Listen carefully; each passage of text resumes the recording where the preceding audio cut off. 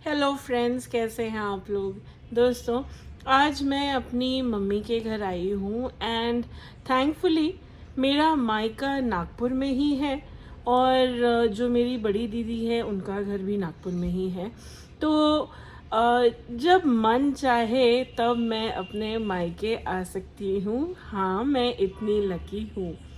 तो दोस्तों, आज जब मैं मम्मी के घर आ रही थी तब ऑन द वे यही सोच रही थी। अब देखिए, ये एक बात तो है कि पहले जब शादी हुई थी उसके बाद हम लोगों का इंतज़ार, बेटियों का इंतज़ार बहुत उत्सुकता से किया जाता है, लेकिन जब बच्चे हो जाते हैं उसके बाद बेटियों से ज़्यादा उनके बच्चों का इंतज़ार होता है।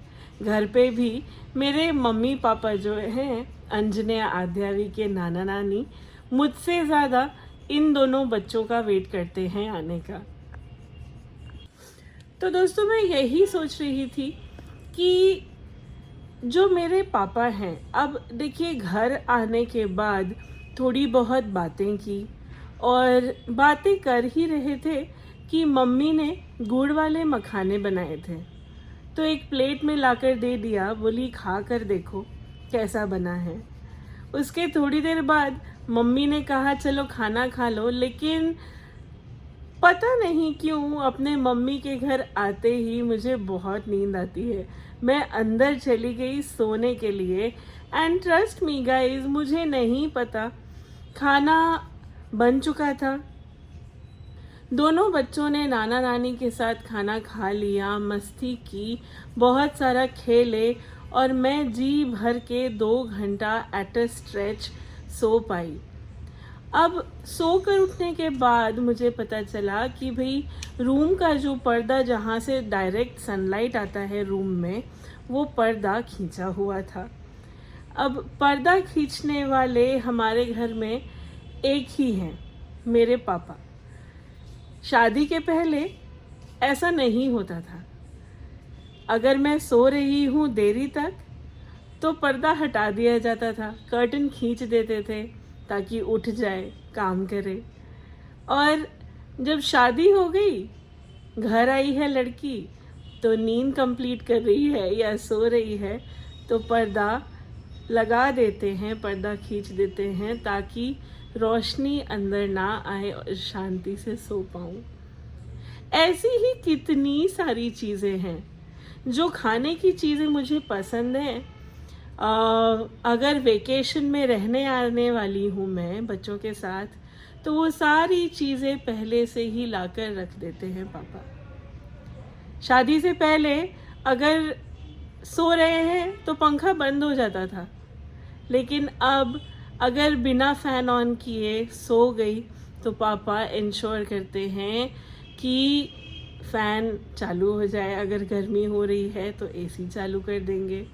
तो कहीं ना कहीं बात ये नहीं है कि शादी के पहले इतनी केयर नहीं थी, शादी के बाद केयर बढ़ गई। बात ये है कि पापा का जो सॉफ्ट साइड है वो शादी के बाद ही दिखता है।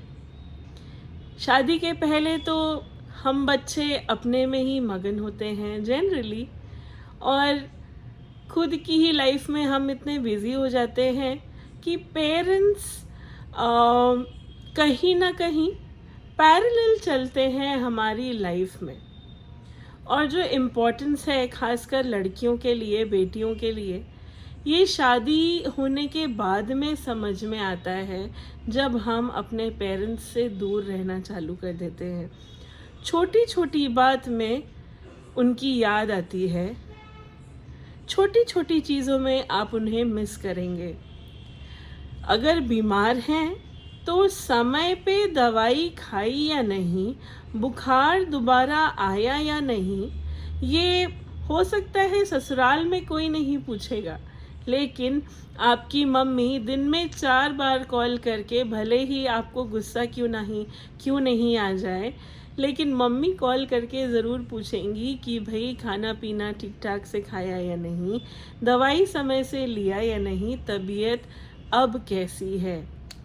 तो मेरी एक रिक्वेस्ट है उन सारी बेटियों से जो शादी होकर अपने अपने ससुराल में रहती हैं, अपने हस्बैंड के साथ रहती हैं, प्लीज़ इंश्योर कि आप अपने पेरेंट्स से बात करते रहिए, अपने मम्मी पापा से बात करते रहिए। कई लड़कियां अपने ससुराल में इतनी गुम हो जाती हैं कि, और सिर्फ ससुराल के काम को लेकर नहीं, ससुराल की लाइफस्टाइल हो गई, या जॉब करती हैं शादी के बाद में, तो वो खुद में ही इतनी खो जाती हैं, जानबूझकर नहीं, लेकिन कहीं ना कहीं हमारी जिम्मेदारी होगी कि हमें इंश्योर करना पड़ेगा कि हम अपने पेरेंट्स से रेगुलरली बात करें, उनकी खोज खबर लें, उनकी तबीयत पूछें, उनके सारे कंफर्ट का ध्यान तो हम दूर रहते हुए नहीं रख सकते, लेकिन एक बात ज़रूर है कि सिंपल सी एक 2 मिनट की कॉन्वर्जेसन भी दोनों पार्टियों को बड़ा रिलीफ देती है भाई।